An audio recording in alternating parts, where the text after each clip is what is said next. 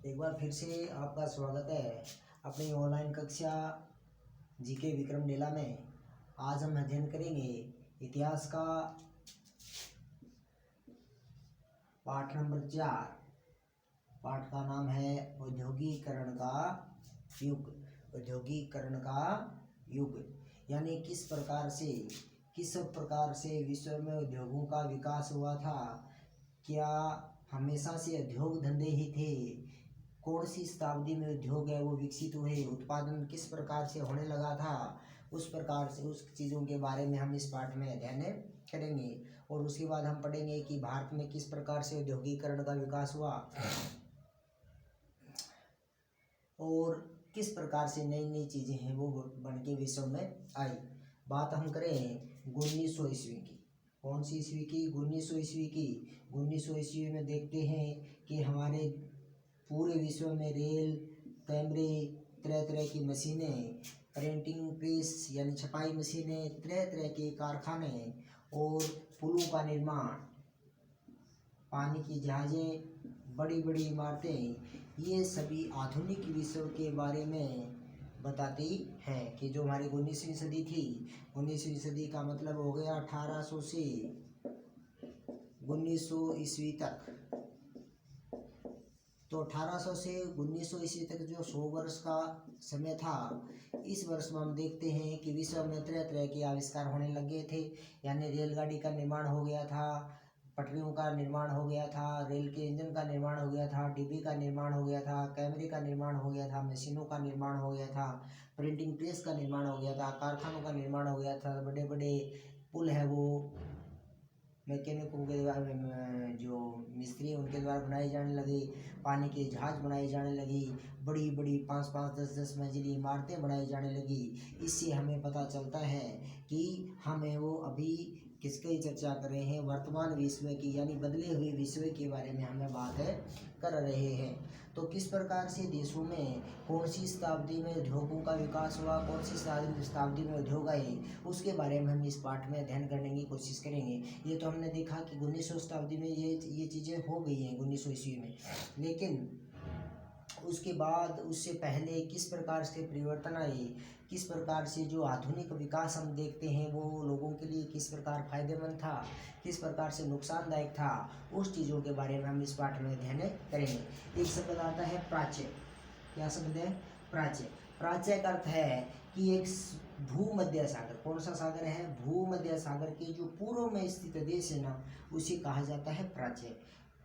भूमध्य सागर की पूर्व में देश हैं उसे क्या कहा जाता है? प्राच्य कहा जाता है। आमतौर पर ये शब्द यानी ज़्यादातर ये शब्द किसके लिए इस्तेमाल किया जाता है? एशिया महाद्वीप के लिए इस्तेमाल किया जाता है। ध्यान रखना है कि प्राच्य शब्द का प्रयोग किस लिए किया जाता है कि भूमध्य सागर के जो पूर्व में देश हैं उन्हें क्या कहा जाता है? प्राच्य। और ज़्यादातर इसका प्रयोग कौन से महाद्वीप के लिए? एशिया महाद्वीप के लिए इसका प्रयोग किया जाता है। अगर हम बात करें कि इस अध्याय में किस चीज़ के बारे में पढ़ेंगे, तो सबसे पहले हम पढ़ेंगे यूरोप महाद्वीप में। कौन से महाद्वीप में? यूरोप महाद्वीप में किस प्रकार से कारखानों, फैक्ट्रियों, उद्योगों का विकास हुआ था। और फिर ब्रिटेन में, कहाँ पर? ब्रिटेन, यूरोप महाद्वीप में है ब्रिटेन, ठीक है ना। वहाँ पर किस प्रकार से लोगों से उत्पादन किया जाता था, करवाया जाता था, उसके बारे में अध्ययन करेंगे। और फिर हम पढ़ेंगे कि भारत में किस प्रकार से औद्योगिकरण का विकास हुआ, कौन कौन किसी समस्याओं का सामना करना पड़ा था, कौन कौन से विकास हुए, उसके बारे में हम अध्ययन करेंगे। और हम ये भी अध्ययन करेंगे इस पाठ में कि जो आधुनिक विकास है, आज हम वर्तमान में जिस प्रकार से देखते हैं रेलवे का, कैमरों का, मशीन का, आणविक ऊर्जाओं का, यानी तरह तरह के जो विकास हुए हैं, तो क्या उसके ये जो हम प्रगति देखते हैं, ये जो हम वर्तमान में प्रगति देखते हैं, क्या ये किसी के लिए या हमारे लिए समस्याएं पैदा करती हैं या नहीं करती? यानी आपको प्रश्न पूछेगा कि आधुनिक विकास से प्रगति की बजाय समस्याएं पैदा हुई हैं, कोई 2 कारण बताइए। प्रश्न आपको पूछ सकता है कि आधुनिक विकास से प्रगति की बजाय समस्याएं पैदा हुई हैं, कोई दो कारण दीजिए। तो आपको जो आधुनिकता के कारण कौन सी दो समस्याएं आपके सामने आई हैं, आप बता सकते हो। पर्यावरण से संबंधित आप बता सकते हो कि आणविक हथियारों के माध्यम से क्या समस्या आई। आप ये भी बता सकते हो कि तरह तरह की बीमारियां हैं वो भी किसके माध्यम से आई हैं। आधुनिक विकास का ये कारण है जिसकी वजह से क्या हुआ है कि ये जो बीमारियां हैं वो फैल रही हैं। किस प्रकार से फसलों को नष्ट किया जा रहा है, किस प्रकार से लोगों को नष्ट किया जा रहा है, किस प्रकार से आणविक हथियारों के माध्यम से ज़मीनें बर्बाद हो रही हैं, खनिज संसाधन बर्बाद हो रहे हैं, लोगों के जीवन बर्बाद हो रहे हैं, और किस प्रकार से हमारा पर्यावरण प्रदूषित हो रहा है। किसके कारण हो रहा है? आधुनिक विकास के कारण हो रहा है। जो तो आधुनिक विकास है उसके लाभ भी हैं और उसकी हानियाँ भी हैं। यानी कोई भी चीज़ हो उसके लाभ भी होते हैं और हानियाँ भी होती हैं।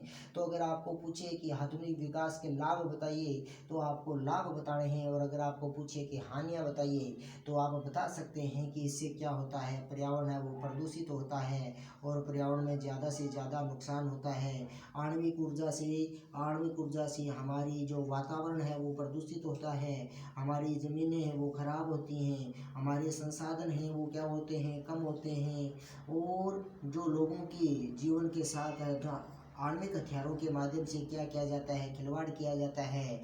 तरह तरह की बीमारियां हैं, जिस प्रकार से हम केमिकल्स का प्रयोग कर रहे हैं खेतों में, आजकल दवाइयों का छिड़काव करते हैं जिसके माध्यम से तरह तरह की बीमारियां हैं वो कहाँ आती हैं, तरह तरह की बीमारियां हैं वो फैल रही हैं। तो ये क्या है, आधुनिक विकास का एक कारण है जिसके प्रकार से लोगों के जीवन में क्या पड़ रहे हैं, प्रभाव पड़ रहे हैं। अगर हम एक चीज़ और देखें कि आदि शब्द का क्या अर्थ होता है। आदि शब्द होता है किसी चीज़ की जो प्रारंभिक अवस्था होती है या प्रथम अवस्था होती है उसी क्या कहते हैं, आदि कहा जाता है। उसी क्या कहा जाता है, आदि।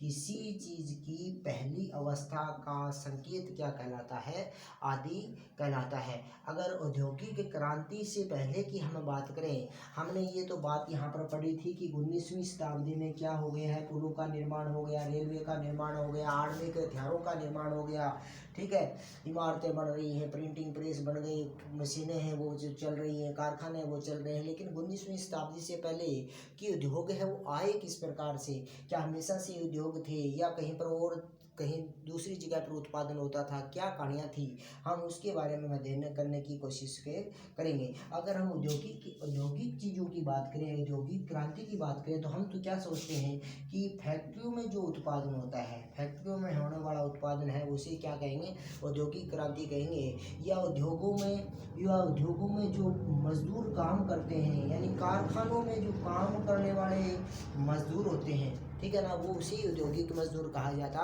है। लेकिन क्या वास्तव में ऐसा ही था? क्या वास्तव में जो स्टार्टिंग में शुरुआत में उद्योग थे वो ऐसे ही थे? उसके बारे में हम जानेंगे। आदि औद्योगिकरण होता क्या है?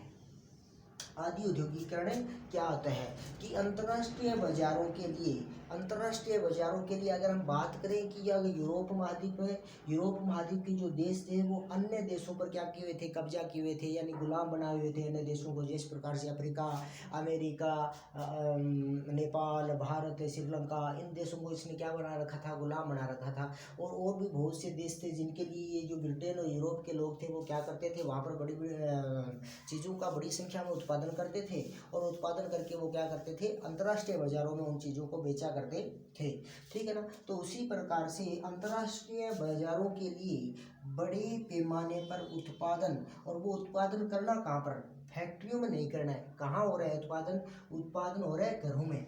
उत्पादन कहाँ हो रहा है, घरों में। मैंने बताया था आप औद्योगिकरण को समझोगे कि उद्योगों में कोई चीज़ बन रही है, लेकिन सबसे पहले जब हम बात करते हैं आधुनिक क्रांति से, औद्योगिक क्रांति से पहले की हम बात करते हैं, तो किस प्रकार से उत्पादन होता था। लोग हैं वो क्या करते थे, वस्तुएं वो घरों पर बनाई जाती थी, गाँव में बनाई जाती थी, शहरों में बनाई जाती थी, लेकिन इन वस्तुओं का उत्पादन है वो फैक्ट्रियों में नहीं होता था।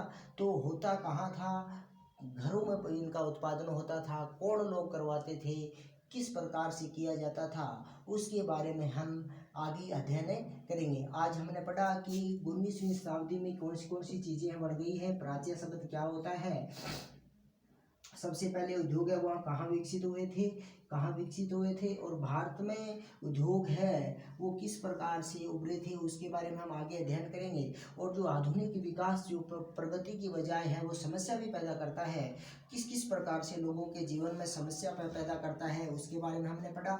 और आदि शब्द का क्या अर्थ है उसके बारे में हमने जानकारी ली। और औद्योगिक क्रांति से पहले जो चीज़ें बनती थी वो कहाँ बनती थी उसके बारे में हमने पढ़ा। और आदि औद्योगिकरण किसे कहा जाता है, ने वो उत्पादन जो कारखानों में न होकर फैक्ट्रियों में न होकर घर पर जो उत्पादन होता है उसे क्या कहा जाता है, आदि औद्योगिकरण कहा जाता है। आदि शब्द का अर्थ होता है किसी चीज़ की पहली अवस्था का संकेत। ये हमारा आज का पहला पार्ट है।